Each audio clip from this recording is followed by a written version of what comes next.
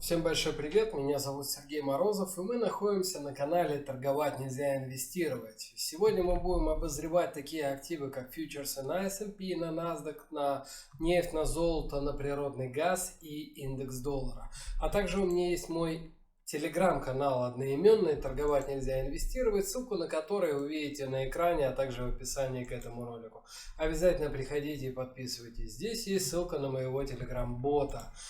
Собственно, попасть в него очень просто. Вы просто проходите по этой ссылке, нажимаете кнопку «Старт», а потом находите кнопку «Buttons». Кнопка «Buttons» поможет вам вывести основное меню. И здесь я вам рекомендую обратить свое внимание на несколько ключевых кнопок.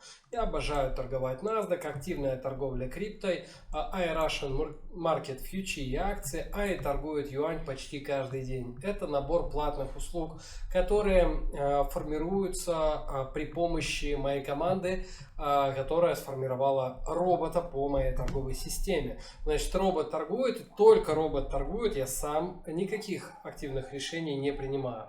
Также мы можем рассматривать платный разбор любого актива и обучение. Это еще две платные услуги. Ну и затем остальные платные услуги, вернее бесплатные услуги, это открытие брокерского счета в рекомендуемом брокере, рекомендуемый европейский брокер, рекомендуемый официальный криптоброкер биржи Binance, проб трейдинг и ссылка на тот терминал, который я использую. Обязательно подписывайтесь и позвольте еще 20 секунд саморекламы. Обратите внимание на то, что у нас сейчас идет неделя скидок на 3 платных телеграм-канала, результаты по которым на данный момент времени впечатляющие. Я думаю, что в самое ближайшее время они только вырастут. А теперь давайте приступим к обзору. В первую очередь мы с вами смотрим на индекс S&P 500 на месячном и на недельном таймфреймах. И в первую очередь, что хотелось бы здесь заметить, что хотелось бы сказать. На месячном графике мы достигли уровня 161,8%. То есть, по большому счету, наверное, у нас все-таки здесь была завершена волна 3, здесь была завершена волна 4, и это пошла волна 5, внутри которой есть 5 волн роста. То есть вариант с тем, что здесь была завершена волна 3, здесь была завершена волна А внутри волны 4, здесь волна Б внутри волны 4, а дальше будет снижение внутри волны 4. Этот вариант я отсекаю. То есть вот такое движение, скорее всего, будет нереальным. Хотя вполне может быть, но само достижение уровня 161,8 уже говорит о том, что скорее всего мы таким образом не пойдем. То есть вот у нас волна 3, волна 4, дальше сейчас идет волна 5.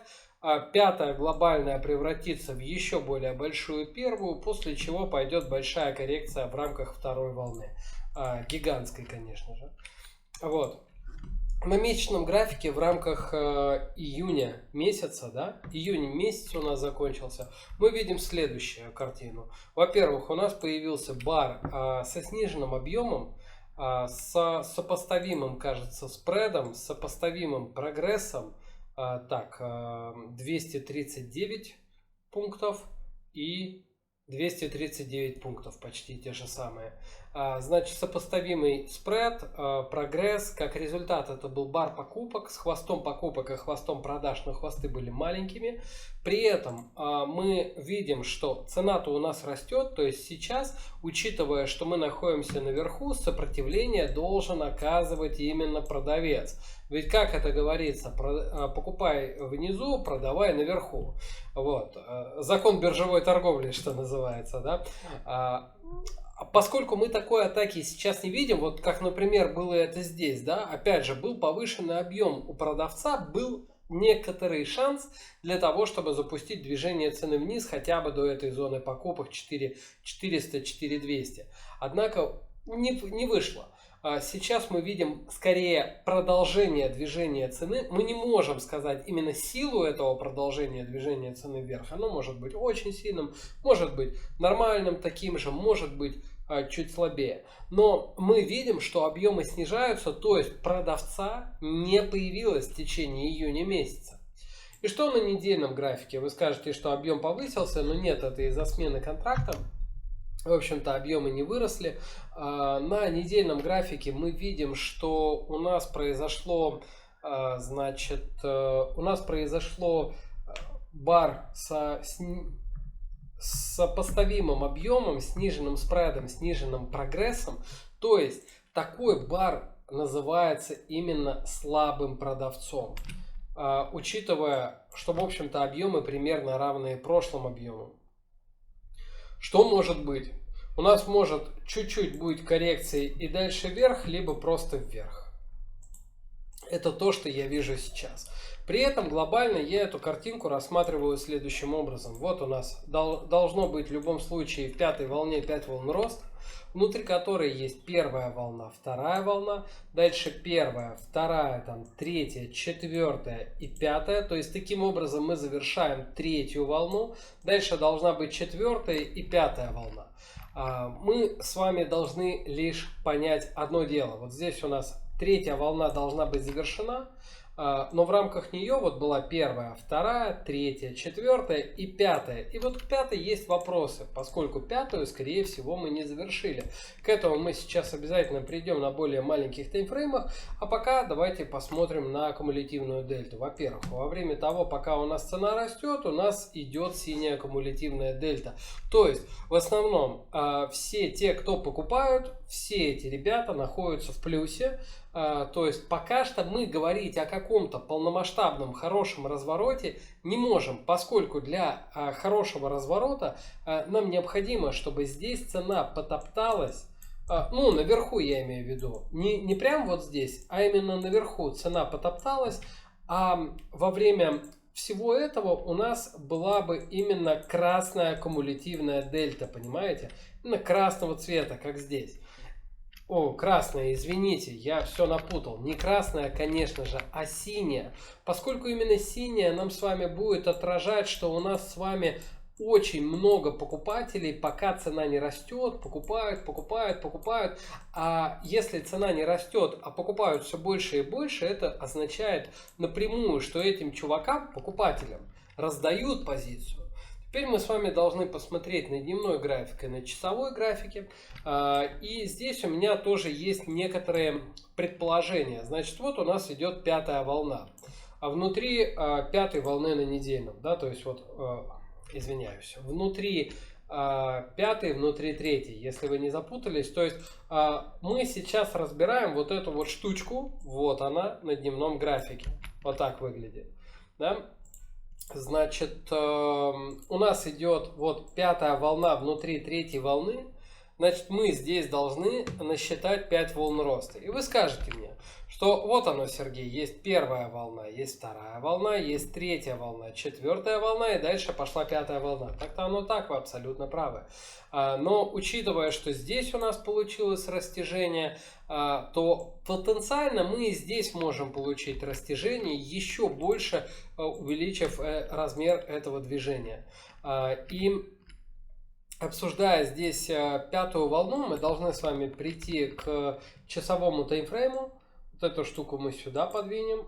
Эту штуку мы тоже вот сюда поднимем для информации. Значит, как у нас идет эта пятая волна?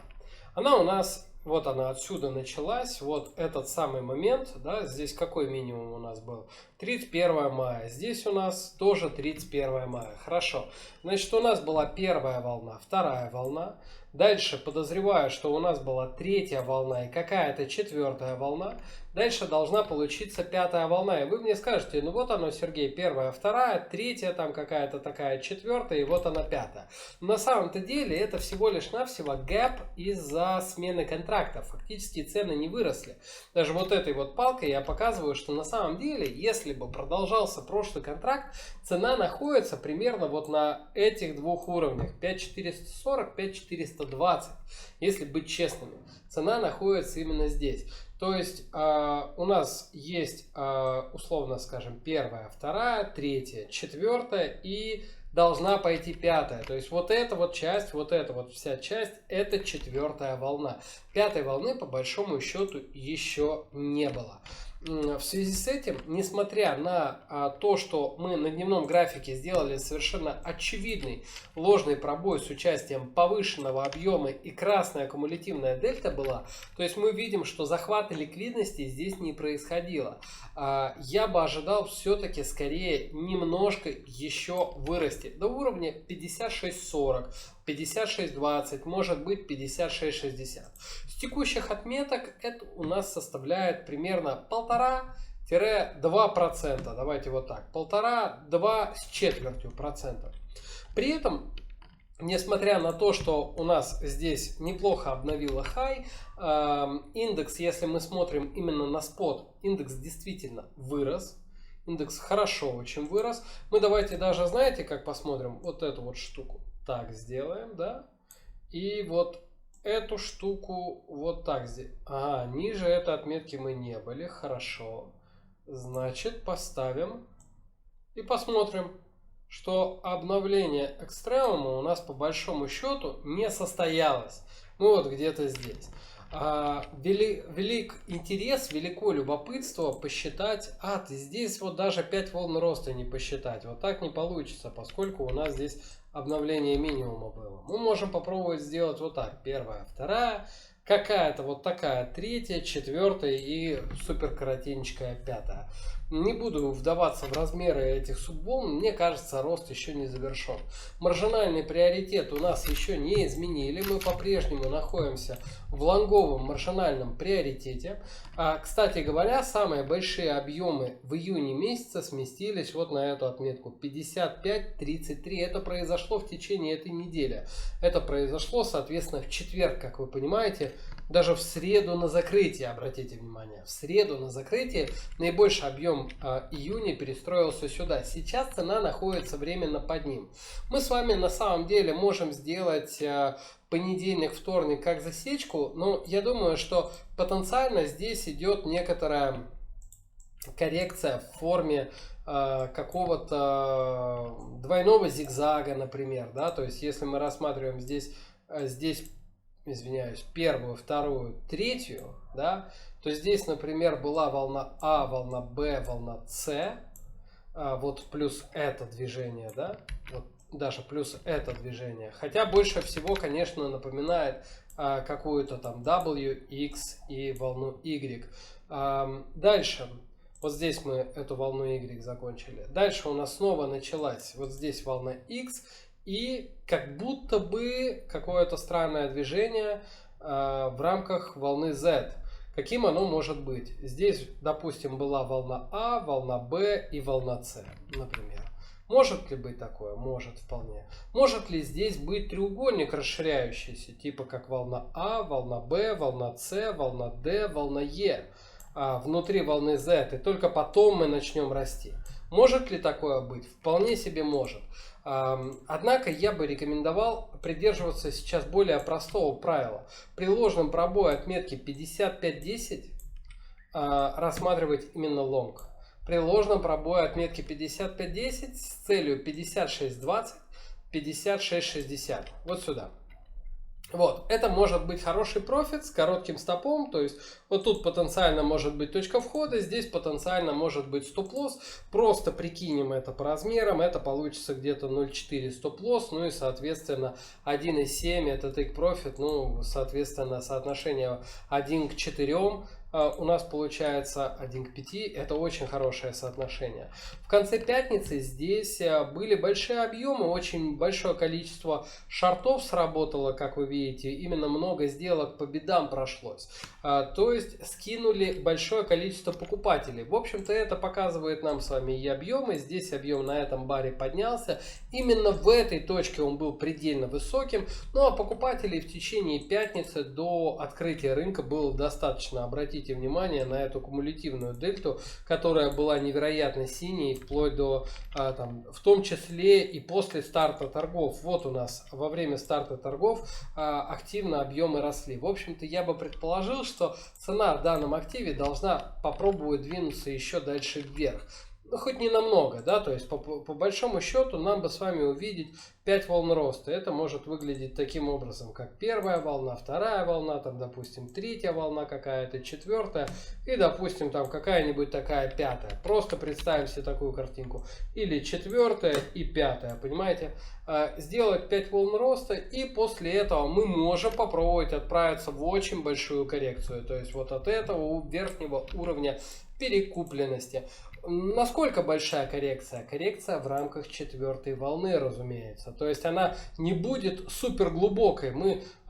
Будет чудом на самом деле, если мы спустимся где-нибудь на уровень 4950, вот сюда.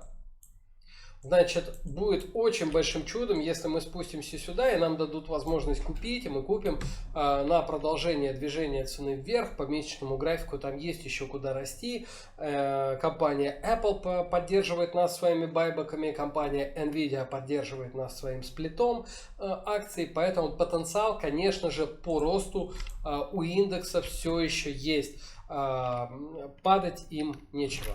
Теперь мы смотрим с вами про индекс NASDAQ. Я, позвольте, с вашего позволения, буду немножко побыстрее, поскольку картинка в целом по S&P и по NASDAQ у нас не отличается. Потенциально по NASDAQ у нас все еще может быть волна B.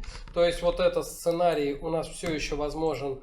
Хотя нет, уже невозможен, ведь дальше у нас будет там пятая волна, то есть вот этот уровень 20500 мы однозначно перейдем и скорее всего пойдем на уровень 22000 исторически. То есть здесь была третья волна, здесь была четвертая волна, и вот она идет у нас пятая волна, завершается. Сейчас завершается внутри пятой волны третья волна. Ну вот, конечно, хороший вопрос, завершилась у нас эта самая третья волна или нет. На недельном графике как эта ситуация выглядит? Вот у нас была первая, вторая. Дальше у нас пошла третья, четвертая, пятая будет, да? Сейчас обратите внимание, мы находимся в области уровня перекупленности, чего нет по S&P. На недельном графике, кажется, по S&P этого нет. Я сейчас посмотрю, секунду. На недельном графике до уровня перекупленности нам еще расти и расти. На месячном графике тоже. На дневном графике мы также этого уровня не достали. Чего нельзя сказать про NASDAQ. Значит, это я на другом экране посмотрел, если понимаете.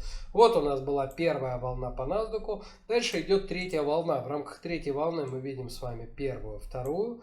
Как будто бы третья, четвертая. И дальше пошло расширение в пятой волне внутри третьей волны. Как это могло быть? Выглядит это, если честно, немножко странно. Вот это движение мне практически непонятно. То есть вот отсюда до сюда. Мне не очень ясно на самом деле, что здесь происходит. Потому что тут посчитать какую-либо пятерку достаточно проблематично.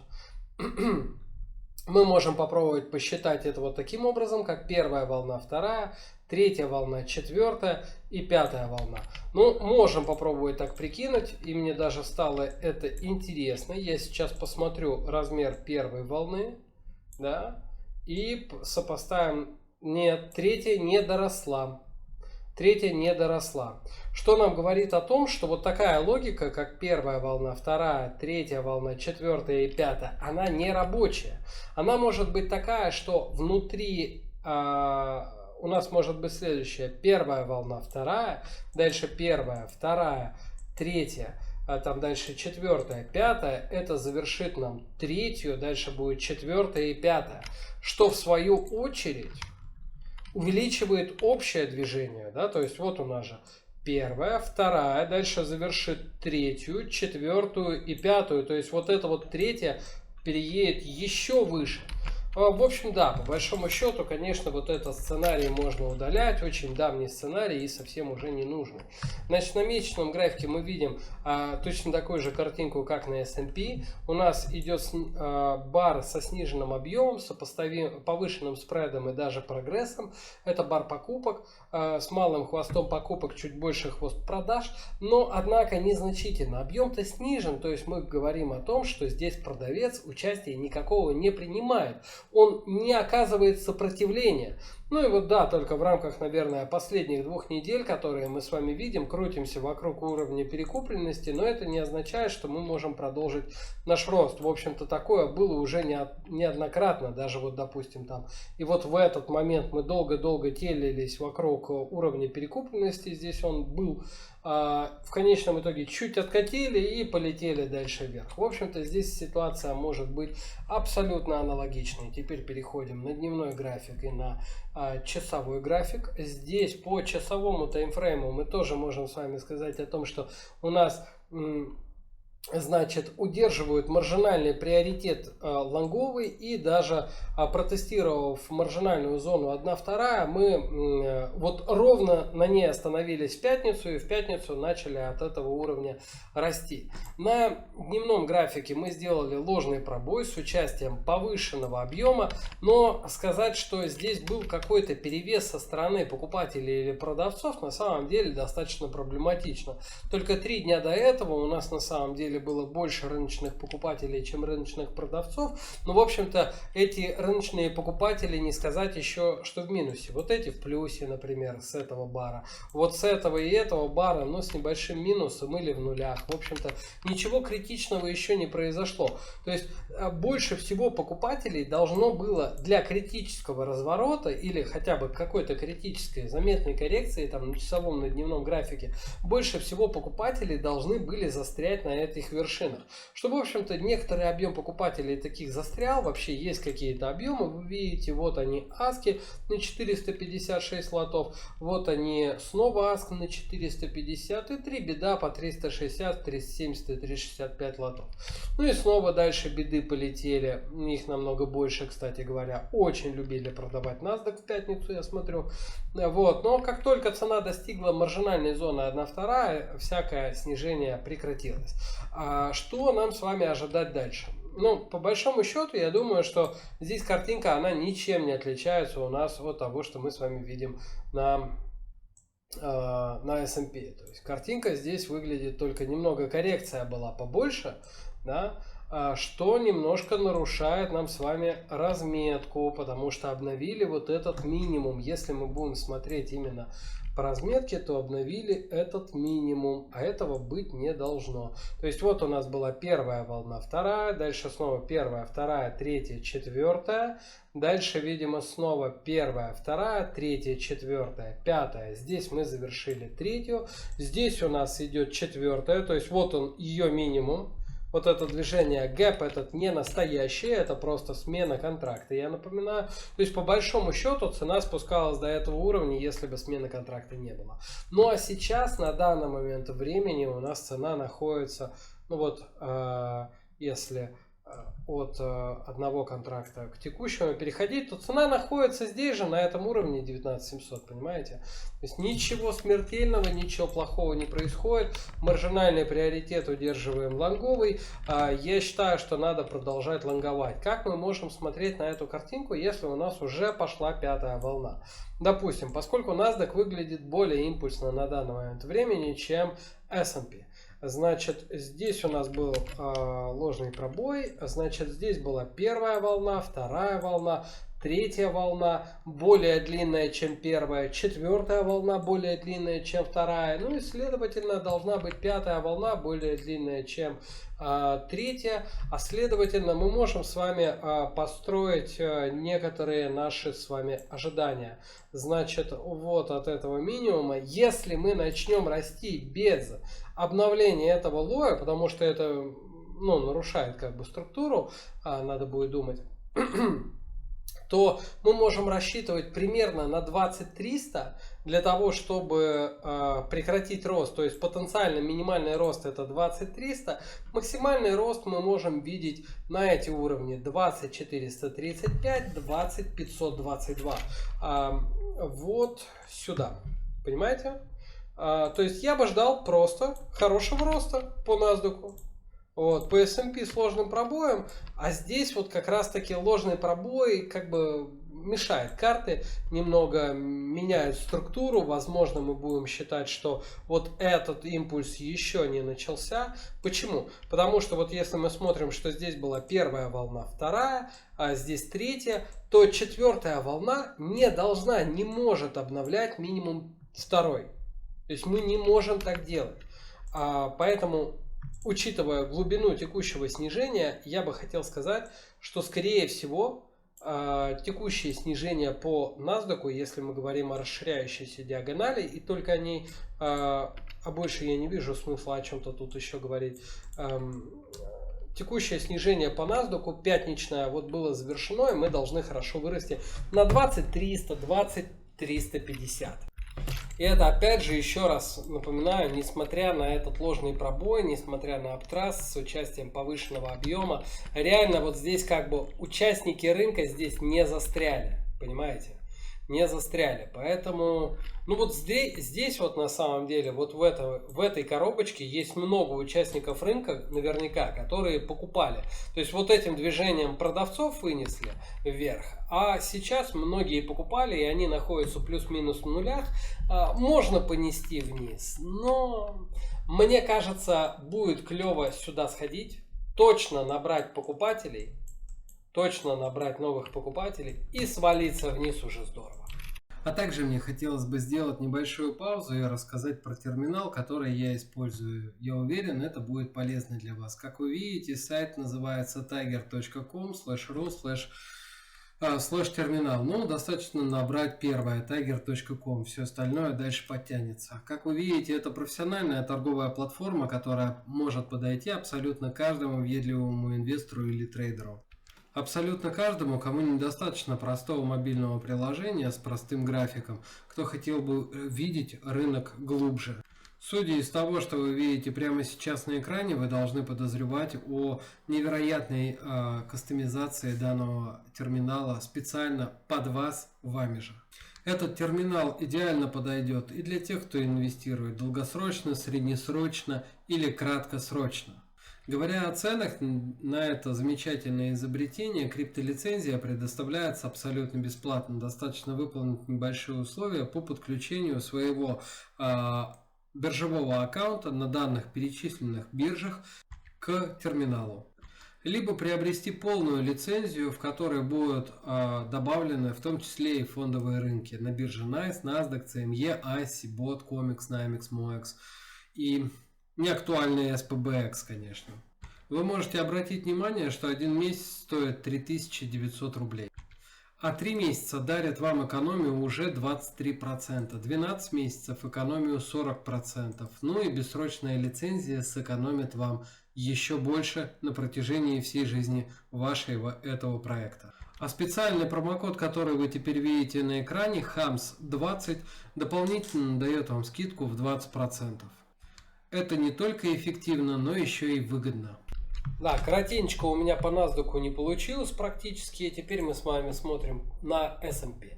По S&P на месячном графике мы видим улучшение со стороны покупателя. Обратите внимание, что здесь росли, что в последний раз росли. Во-первых, объем снизили, а закрылись лучше. То есть растем буквально с одной и той же отметки. Это вообще точка входа одна и та же. Точка начала роста. Да и почти точка открытия начала вот месяца почти не отличается. Да? Но при этом мы получили, при более низких объемах, мы получили лучший результат. Это плохо говорит о продавце и очень хорошо говорит о покупателе. И это нам с вами говорит об скором историческом шикарном росте нефти. Однако сейчас на более локальную картину я считаю, что мы снижение еще не завершили. Плюс на месячном графике вновь подбираемся к зоне продаж, которую по большей степени, конечно, во многом закрыли. Раньше мы падали, вот сравним 2 месяца продаж раньше и 2 месяца продаж сейчас. Но совершенно очевидно, что последний раз мы чуть-чуть хуже упали, чем падали ранее. Вот.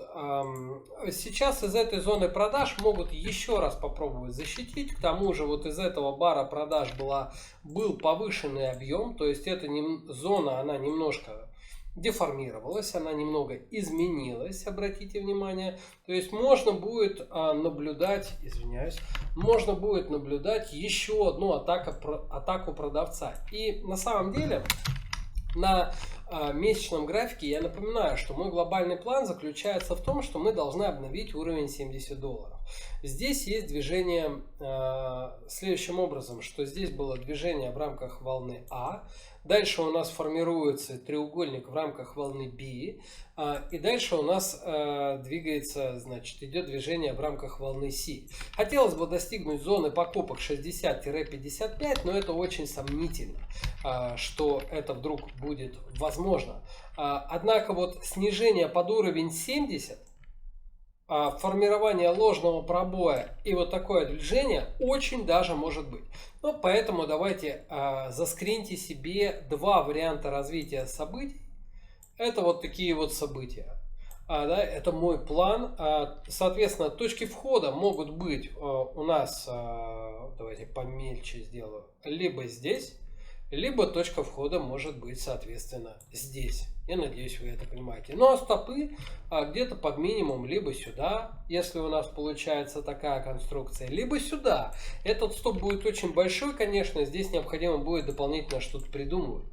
На дневном графике, вот здесь, поскольку мы считаем с вами движение в рамках волны B, я думаю, мы можем рассчитывать на треугольник. Вы сами видите эти движения, смотрите. Вот у нас тройка и рост идет. Тройка идет снижение. Да? Дальше у нас с вами тоже прошел рост тройкой. Да, обратите внимание. И тройкой же у нас с вами прошло снижение. Теперь у нас с вами должна быть последняя тройка роста. После чего у нас будет снижение под уровень 70. Опять же. Волна А, волна Б, волна С, волна Д, волна Е. Вот моя ключевая фигура, которую я вижу. Мы сейчас это с вами А, Б, С. Да? Мы сейчас с вами это отметим. То есть для нарушения этой фигуры нам необходимо с вами, чтобы цена обновила этот экстремум. Я обращу внимание ваше, что вот здесь на пробое этой нижней линии шортить будет уже невероятно поздно, потому что мы, может, там до 70 дойдем, то есть вот до 70 дойдем. Если вы будете рассчитывать примерно на такое движение, то тут может вообще классика с разводом получиться. Вот мы выйдем, сформируется спринг, оттестируем вновь, и вы подумаете, ага, вот она точка входа, и мы пойдем вниз. На самом деле пойдет небольшая коррекция и дальнейшее движение импульсное вверх. Так часто происходит, очень тем треугольник и хитер, поэтому мы должны с вами рассматривать шорт в этой зоне продаж после ложного пробоя более локального на дневном, на недельном на самом деле таймфрейме. Итак, зафиксировали на недельном таймфрейме, мы находимся в зоне продаж. Зоны продаж ожидание какое? Продаж. Адрес зоны продаж следующий, это вот этот вот 85.80, 89.35. Значит, смотрим, что было дальше. Потенциально, учитывая как бы импульсность данного движения и наличие вот этой вот боковой коррекции, мы можем представить себе, что волна А у нас была внутри волны Е, у нас была завершена. Вот, кстати говоря, да, опять же, верхние линии этого нисходящая линия этого треугольника. Мы приближаемся к завершению в рамках волны Е, которая может идти вот так. Волна А, волна Б, волна С. Понимаете, вот приблизиться к этой зоне продаж можем на дневном графике, которая более узкая, намного более узкая, чем на недельном. На недельном зона продаж выглядит вот таким образом. Я думаю, вы, в общем-то, догадываетесь. Как-то вот так она выглядит. Вот. И мы только на недельном графике зашли в эту зону продаж. И здесь на самом деле сопротивление продаж-то действительно было. Обратите внимание, цена застопорилась, цена снизила свою волатильность. Сейчас эта волатильность вновь появляется. Поэтому вот это движение я считаю вот как достаточное для боковой коррекции. Потенциально здесь была завершена волна А, здесь была завершена волна Б. И, соответственно, у нас вот уже пошла волна С, внутри которой у нас была потенциально первая волна, вторая волна. Дальше пошла, допустим, первая волна, будет вторая волна, будет там третья, четвертая и пятая волна. Да? Нормально все еще 88.40. Таким образом мы завершим третью, четвертую и пятую. Понимаете? Вот такая идея у нас может быть. И все это выглядит очень перспективным. То есть я бы ожидал продолжения роста. Точка входа может быть возле кластеров 85.98, 85.94 со стопом примерно на 85.60. Отсюда мы можем начать рассматривать рост по нефти до зоны продаж на дневном графике 88.75, 89.35. Вот до этой зоны продаж, и отсюда я бы рассматривал шорт. По кумулятивной дельте здесь очень здорово попадает продавец. Цена растет, кумулятивная дельта красная, то есть больше продают, чем покупают, и при этом это вообще никакой пользы для шорта не играет. Теперь мы с вами говорим про JC. Это золото, фьючерс на золото на месячном и на недельном графике. На самом деле у меня тут в комментариях периодически возникает очень любопытное общение по этому поводу. Значит, последний раз по золоту мы общались с нашим подписчиком, собеседником здесь. Самое ключевое, что, в общем-то, совершенно справедливо думают люди о том, что неужели, что после таких слабых свечек мы ждем какого-то продолжения дальнейшего роста. Ну, в общем-то, это на самом деле абсолютно нормально. Здесь, например, тоже было все очень слабо, и с такой точки зрения, наверное, слабо говорило о росте. Но у всех у нас своя логика, мы руководствуемся своими принципами. Я всегда рад выслушать ваши идеи, но вот какой у меня принцип по золоту. Значит, здесь мы рассматривали рост, и я рассматриваю этот рост еще дальше, еще выше, на 2950 и 3000 исторический. Конечно, не завтра, но в целом. На месячном графике что мы видим? Во-первых, мы видим серьезный пробой. Вы мне скажете, во-первых, этот пробой формировался на протяжении, там, начиная с 20 какого-то года, 20-го, нет? С почти середины 2020 года, значит, до вплоть февраля 2024 года. То есть, ну, где-то там 3-3,5 года у нас был этот серьезный боковик. Неужели вы думаете, что по большому счету в течение одного месяца, ну, окей, полутора, мы выбьем все из этих самых продавцов, которые здесь есть? На самом деле продавцов здесь много. Вы скажете, фьючерсы 5 раз сменились. Да, 5 раз сменились. А те, кто шортили золото через какие-нибудь покупки реверсных ETF на золото, или шортили непосредственные ETF на золото. Таких чуваков тоже много на самом деле. И высаживать их еще и высаживать еще очень долгое-долгое время. А учитывая, что у нас импульс, он же импульс, это когда мы с вами говорим про волны Эллиота, я вот рассматриваю, что здесь исторически была завершена первая волна роста, у нас пошла третья волна. Третья волна должна быть очень длинной. Вот она как раз. Да? Значит, импульс состоит из 5 волн роста. И сейчас, по большому счету, мы находимся где-то вот здесь. То есть нам до сюда надо еще идти. Потом коррекция, а потом еще выше. Понимаете? Вы скажете, конфликт на Ближнем Востоке там не смог разразиться. Ну, вообще-то, там что-то Израиль с Ливаном сейчас как-то не очень хорошо дружат прямо сейчас. Поэтому все может возродиться в самое ближайшее время. А когда это произойдет, вы уже не успеете. Вы уже не успеете. Поэтому у меня есть инвестиционная позиция по золоту. Я продолжаю ее удерживать. Наоборот, я ее добавлю еще. Потому что я покупаю золото на московской бирже за рубли. А учитывая как бы сложившуюся конъюнктуру, мы с вами покупать-то почему можем? Вот выбирайте, вам купить доллар, евро или юань, чтобы те просто так лежали, потому что большинство брокеров в России никак не могут использовать иностранные валюты, конечно, разумеется, по большей степени, кроме Финама. То здесь мы видим хорошее снижение именно из-за укрепления рубля. Если мы посмотрим именно на золото к доллару, то вы никакого укрепления доллара по отношению или ослабления золота по отношению к доллару не увидите. Вот мы в боковике, да, от хаев съехали маленько, но это маленько, это всего лишь навсего там 6,5%. Для многих удерживающих просадку там по какому-нибудь американскому рынку, даже бог с ним, оно не было бы заблокировано все у многих, да. для вас это ни о чем. Но вот просадка по золоту по отношению к рублю в моменте достигала 16,5% на прошлой неделе, да? А на данный момент времени 13%, почти 13%. Это уже более вкусные цифры. Это просто от максимума. Я ожидаю дальнейшего роста.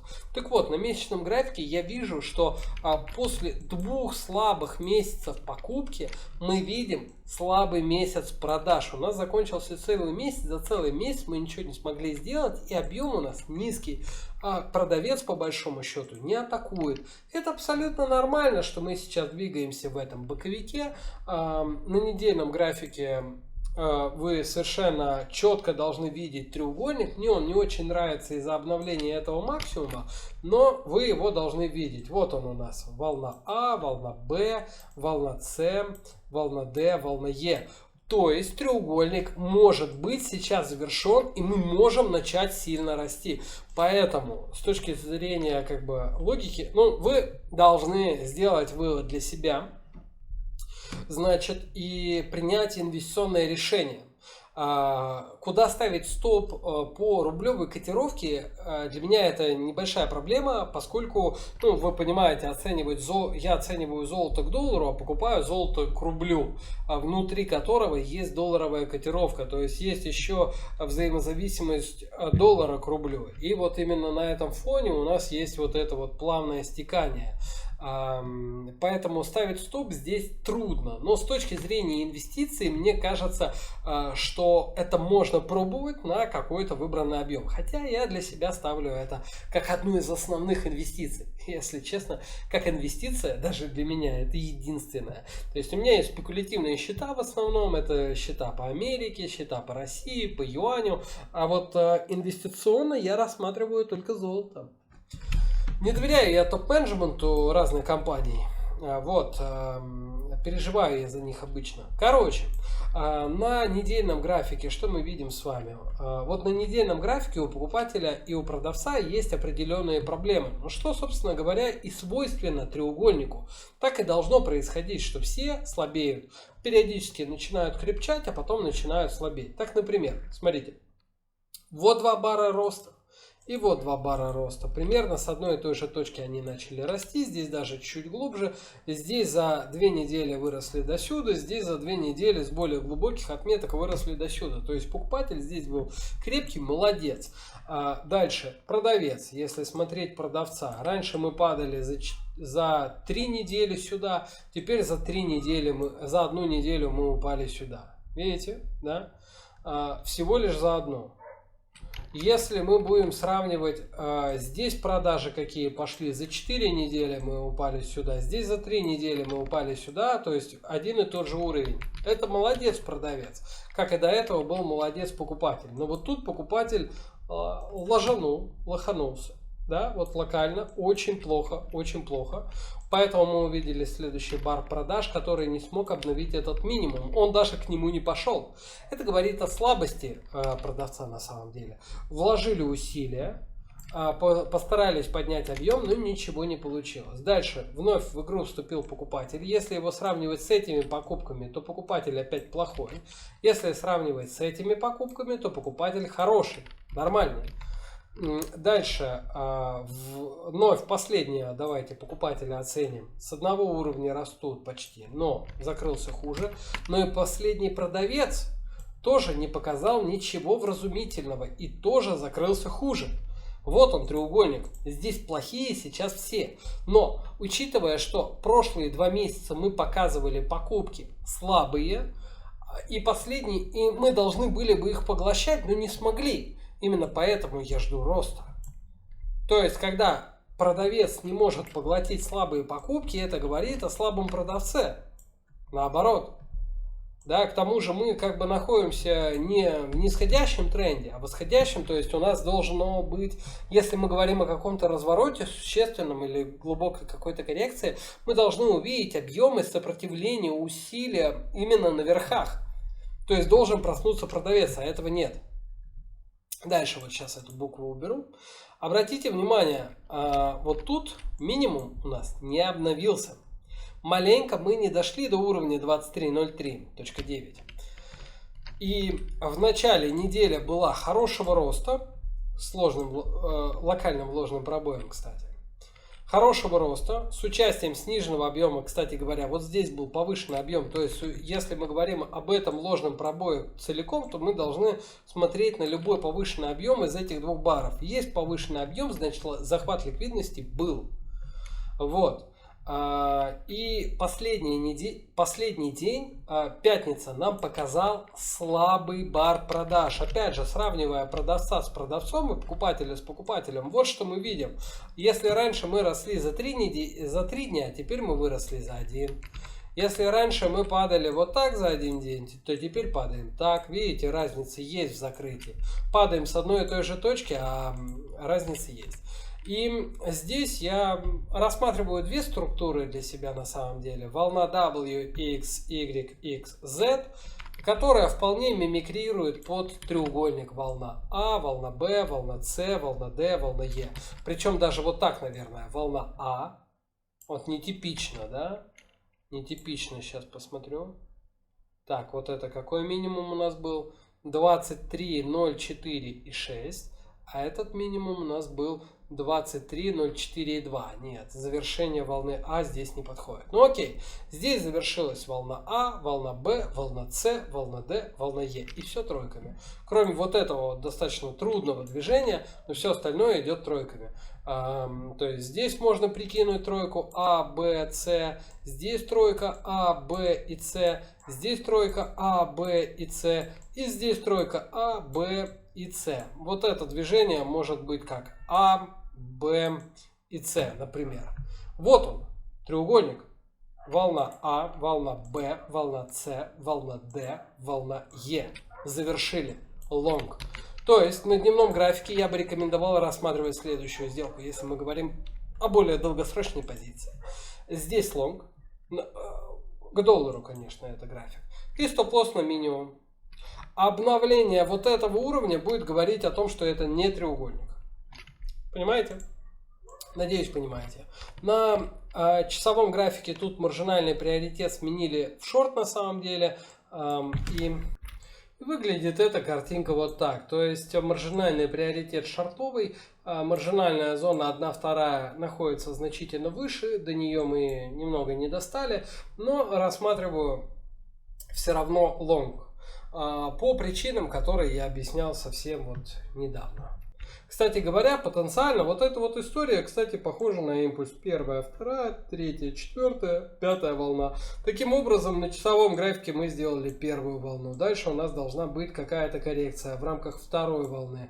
Дальше должен быть рост хороший в рамках третьей. Ну и дальше, понимаете, четвертая и пятая. Таким образом, мы на дневном графике сформируем там, допустим, какую-то первую волну. Дальше будет коррекция, вторая, там третья волна. Понимаете? То есть перспективы есть. И по рублям дешевле, и по отношению к доллару должны хорошо вырасти. Теперь мы смотрим предпоследний актив. Это природный газ. Зараза, этот природный газ. В течение недели я ожидал хорошего роста. В конечном итоге хороший рост был только в понедельник, а дальше актив валился. Какая может быть сейчас точка входа, ну и вообще какой план на будущее?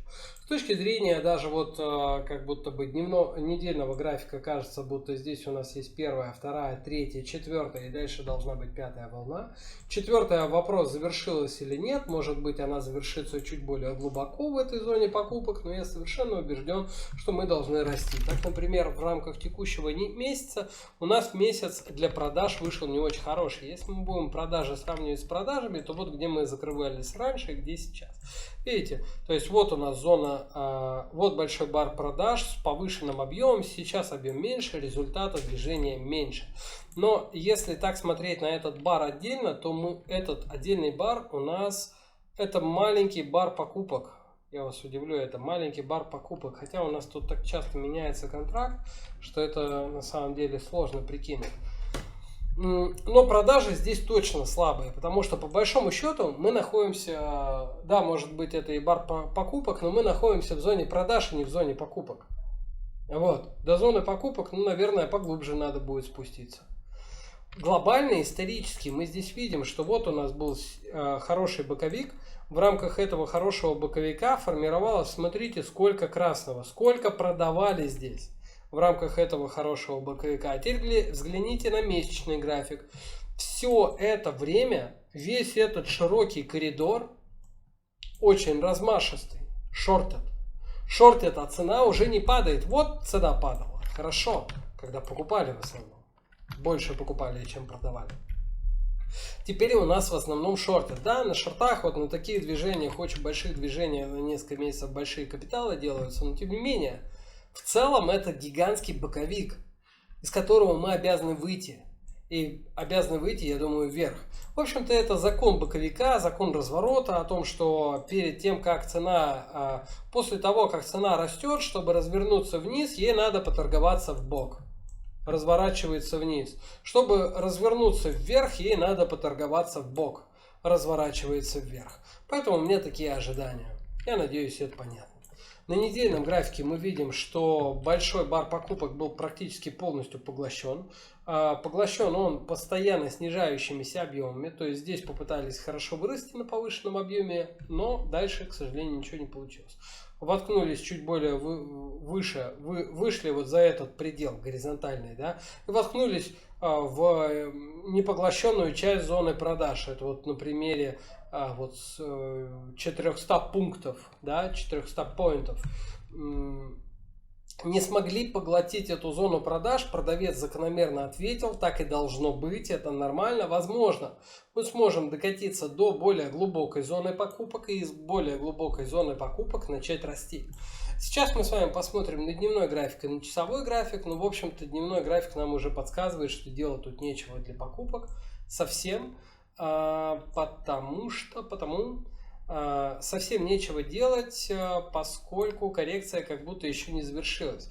Потенциально вот здесь у нас была первая волна, дальше пошла волна А, волна Б, волна С. Будет ложный пробой, и только тогда у нас завершится вторая волна. То есть у нас должен произойти ложный пробой вот здесь. И мы можем пробовать здесь лонг, сюда стоп-лосс. Но опять же, смотря с какими цифрами, на каких цифрах этот ложный пробой произойдет, но главный уровень для вообще формирования ложного пробоя 2.470 на бирже NYMEX. На сайте биржи CME вы можете найти реальные котировки природного газа. Единственное, что в будние дни там отставание 15 минут, кажется, или 30, не помню точно. Короче, 2.47, да? 2.47 является невероятно важной отметкой. То есть здесь будет вторая волна, дальше у нас полетит третья с целью примерно на 3,5, потом четвертая и пятая, понимаете? То есть на недельном графике мы завершим первую волну только еще.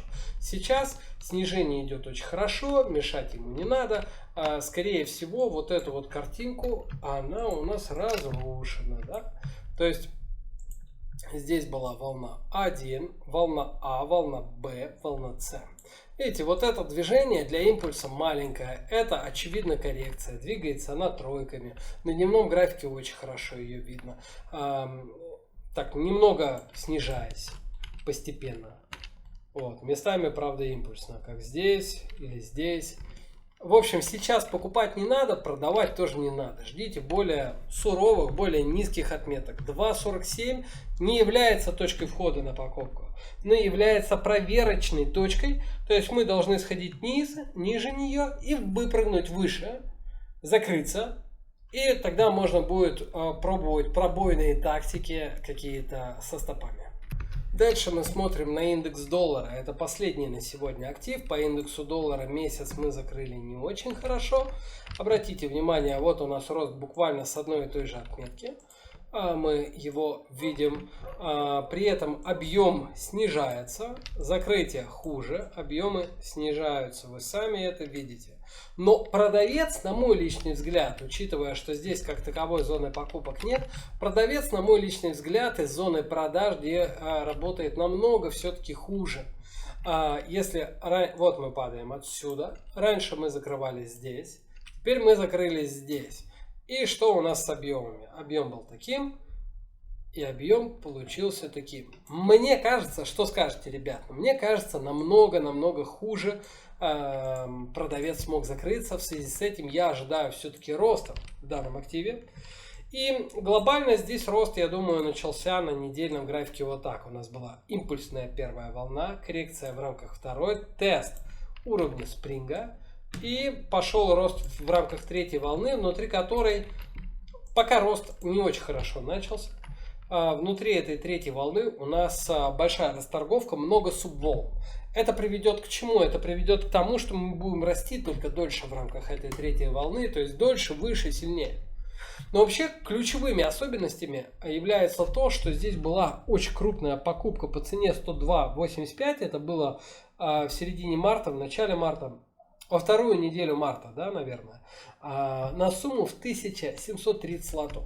И 3 недели назад покупка по 105.21 на сумму в 1102 лота. Это очень большое значение.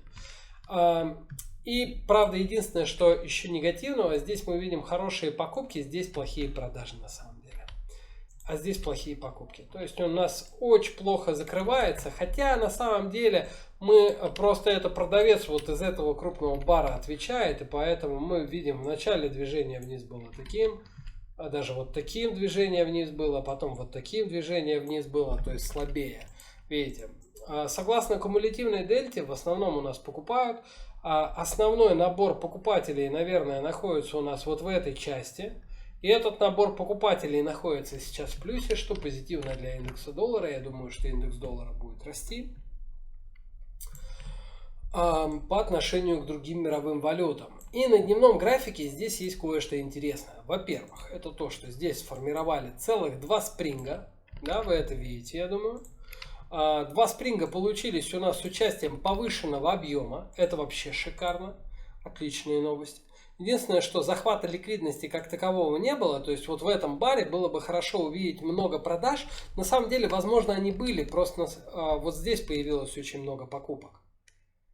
Вполне вероятно, есть мысль о том, что захват ликвидности все-таки был, просто выставлены были шортовые стоп-ордера на дальнейшую продажу, на продолжение тренда вниз.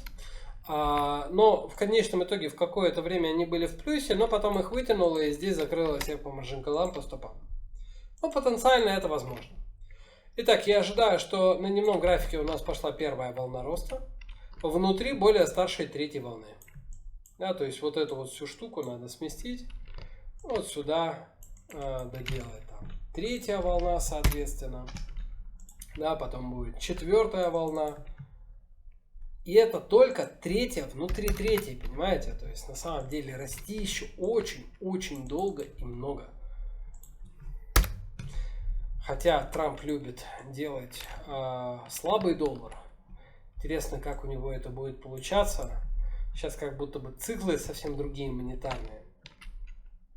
Неизвестно. Мы видим очень слабые продажи в пятницу. Вот мы вышли чуть выше этого уровня. Видите, раньше как падали. И как падаем сейчас. Как падали раньше, как падали потом и как падаем сейчас. Разница, я думаю, налицо. И поэтому, если бы данный актив можно было торговать, я бы рекомендовал вам уходить на пробой пятницы. Вот сюда вот. Как в золоте. Да, на пробой. 105.80 лонг, 105.40 стоп-лосс. Такие мысли и идеи у меня по всем этим активам. Я надеюсь, этот обзор был для вас полезен, понятен, приятен, интересен. Вы получили для себя много пользы, много интересного. Оставляйте, пожалуйста, свои лайки и комментарии. Подписывайтесь на YouTube канал. Всем большой удачи и всем пока.